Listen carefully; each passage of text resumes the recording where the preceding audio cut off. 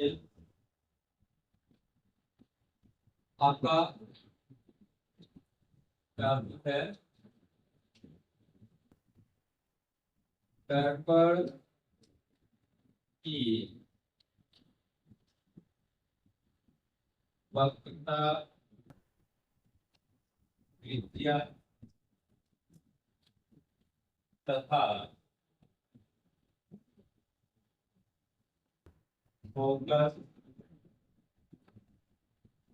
दूरी में संबंध।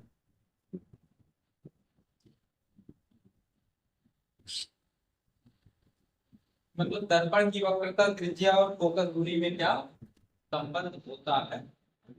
तो पहले वक्रता त्रिज्या और फोकस दूरी के बारे में आपको बताया जा चुका है। वक्रता त्रिज्या किसे कहते हैं? दर्पण के ध्रुव और वक्रता केंद्र के बीच की दूरी को वक्रता त्रिज्या कहते हैं। दर्पण के ध्रुव और मुख्य फोकस के बीच की दूरी को फोकस दूरी या फोकस दूरी कहते हैं। तो अब वक्रता त्रिज्या और फोकस दूरी में संबंध क्या होता है? छोटे द्वारक के दर्पण के लिए, मतलब कि दर्पण का द्वारक जो होना चाहिए वो छोटा होना चाहिए। छोटे द्वारक के दर्पण के लिए दर्पण की फोकस दूरी वक्रता त्रिज्या की आधी होती है। मतलब फोकस दूरी जो है वो वक्रता त्रिज्या की आधी हो जाएगी। फोकस दूरी को आप एफ से लिखते हैं और वक्रता त्रिज्या को आर से लिखते हैं, तो आपका हो जाएगा एफ बराबर आर बटे दो। या इसी को हम लोग लिख सकते हैं आर इक्वल एफ। ठीक। तो छोटे द्वारक के दर्पण के लिए दर्पण की फोकस दूरी वक्रता त्रिज्या की आधी होती है। मतलब यह बराबर आर बटे दो, या इसी को ऐसे लिखा जा सकता है आर बराबर 2f। अब आता है आपका अगला टॉपिक गोलीय दर्पण द्वारा प्रतिबिंब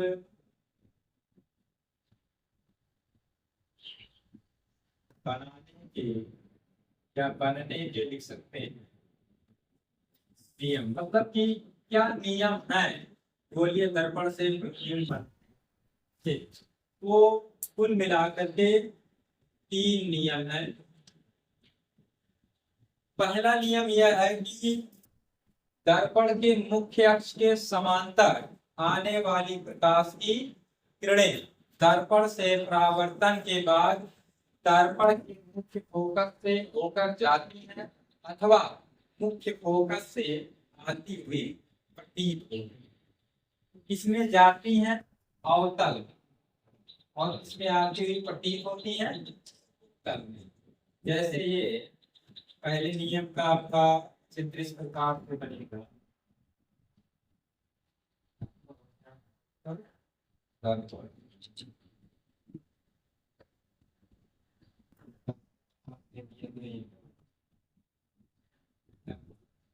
क्या आपका हो गया?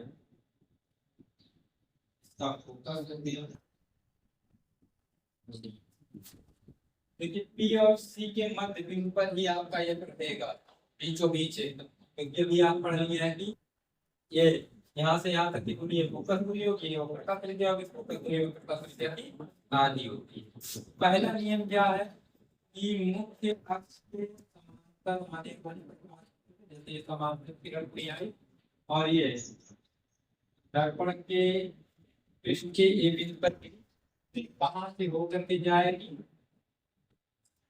ये जाएगी मुख्य फोकस से होकर के। यहाँ नीचे से किरण ऐसे दर्शा सकते हैं, तो ये इस प्रकार से जाएगी। ठीक। तो अवतल दर्पण में क्या होगा? मुख्य अक्ष के समांतर आने वाली प्रकाश की किरण किरणें क्या होती है? दर्पण से परावर्तन के बाद फोकस से होकर जाती हैं। उत्तल के लिए क्या होगा?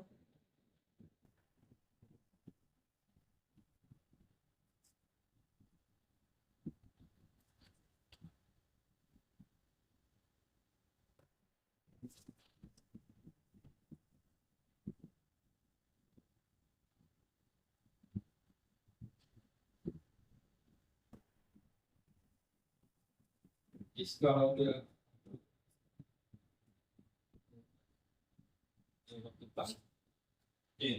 इसमें क्या होगा, मुख्य अक्ष के समांतर किरण आएगी, यहाँ से जब इसका परावर्तन होगा तो ये फोकस से आती हुई प्रतीत होगी। इधर की लाइनें ये चार चार, ठीक है, चार चार इसलिए है क्योंकि ये प्रतीत होंगी। ठीक, तो अब पहला नियम क्या हो गया कि दर्पण के मुख्य अक्ष के समांतर आने वाली प्रकाश की किरणें दर्पण से परावर्तन के बाद दर्पण के मुख्य फोकस से होकर जाती हैं अथवा मुख्य फोकस से आती हुई प्रतीत होती। ये पहला नियम हो गया। दूसरा नियम इसका उल्टा है। दर्पण के मुख्य फोकस से होकर जाने वाली प्रकाश की किरणें अथवा मुख्य फोकस से आती हुई प्रतीत होने वाली प्रकाश की किरणें दर्पण से परावर्तन के बाद मुख्य अक्ष के समांतर हो जाती है। पहला नियम क्या है, समांतर वाला फोकस से होकर जाएगा या फोकस से आती हुई प्रतीत होगी। दूसरा वाला उसी का उल्टा है कि अगर फोकस से होकर के आ रही या फोकस से आती हुई प्रतीत हो रही है तो मुख्य अक्ष के समांतर हो जाएगी परावर्तन के बाद। ठीक, तो इसका फिगर कैसे बनेगा,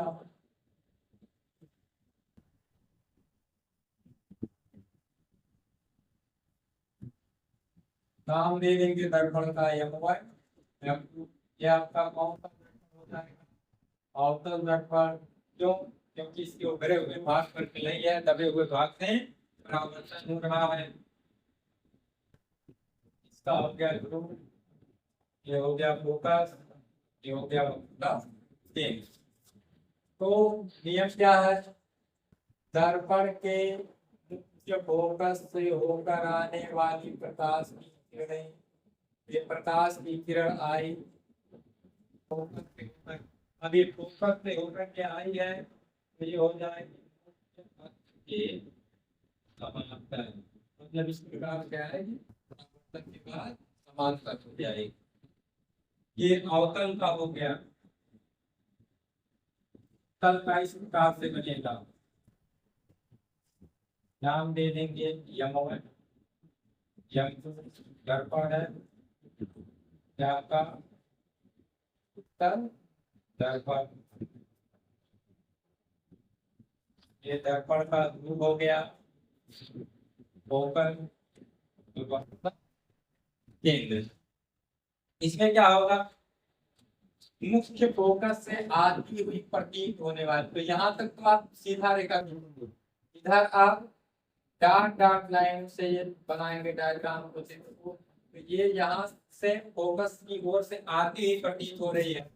अब ये क्या हो जाएगी, परावर्तन के बाद मुख्य अक्ष से समांतर हो जाएगी। दूसरा नियम क्या होगा कि दर्पण के मुख्य फोकस से होकर जाने वाली अथवा मुख्य फोकस की ओर से आती हुई प्रतीत होने वाली प्रकाश की किरणें दर्पण से परावर्तन के बाद मुख्य अक्ष के समांतर हो जाती है। यह दूसरा नियम हो गया। पहले नियम का एकदम उल्टा क्या है, दूसरा है। अब आते हैं तीसरा नियम। तीसरा नियम यह है कि अगर प्रकाश की किरण वक्रता केंद्र से होकर के आती है, कहां से, वक्रता केंद्र से होकर के आती है, तो वह बिना विचलित हुए अपने मार्ग में वापस लौट जाती है, मतलब उसमें कोई विचलन नहीं होता, जिस मार्ग से आई हुई है उसी मार्ग में वापस लौट जाएगी। इसका चित्र कुछ इस प्रकार से बनेगा, ये आपका M1 M2 हो गया एक अवतल दर्पण, ये इसका हो गया ध्रुव P फोकस और ये वक्रता केंद्र। अब इस वक्रता केंद्र से होकर कोई प्रकाश की किरण इस प्रकार से जा रही है, ये इधर से गई, यहाँ दर्पण पर गिरी ठीक है, चाहे तो कोई बिंदु नाम दे देंगे, नहीं तो कोई दिक्कत नहीं है।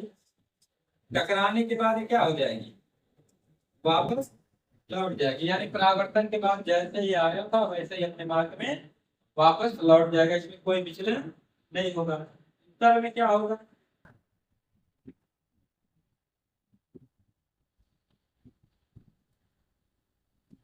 ये आपका दर्पण है,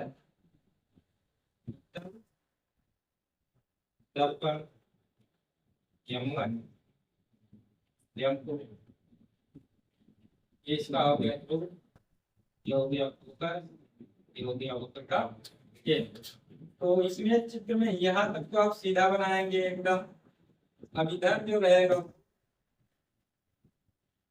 क्या क्या रहेगा, ठीक है।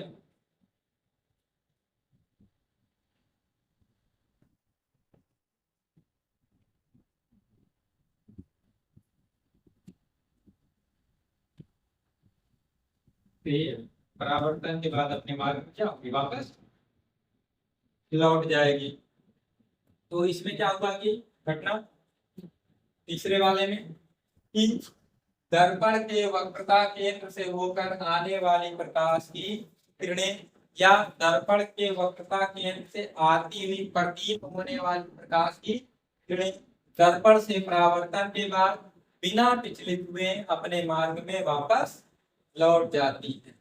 ठीक, पहला नियम क्या है, मुख्य अक्ष के समांतर आने वाली प्रकाश की किरणें दर्पण से परावर्तन के बाद दर्पण के मुख्य फोकस से होकर जाती हैं अथवा मुख्य फोकस से आती हुई प्रतीत होती हैं। जाती किसमें है, अवतल दर्पण में, आती हुई प्रतीत किसमें होती है, उत्तल दर्पण में।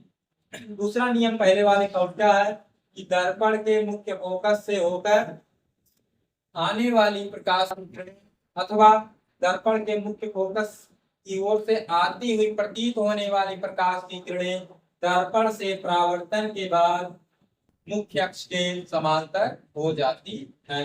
तीसरा वाला क्या है कि दर्पण के वक्रता केंद्र से होकर जाने वाली प्रकाश की क्या, दर्पण के वक्रता केंद्र से आती हुई प्रतीत होने वाली प्रकाश की किरणें परावर्तन के बाद बिना विचलित हुए अपने मार्ग में वापस लौट जाती है। बस ये 3 नियम है, इन्हीं तीनों नियमों की सहायता से हम लोग प्रतिबिंब बनाएंगे।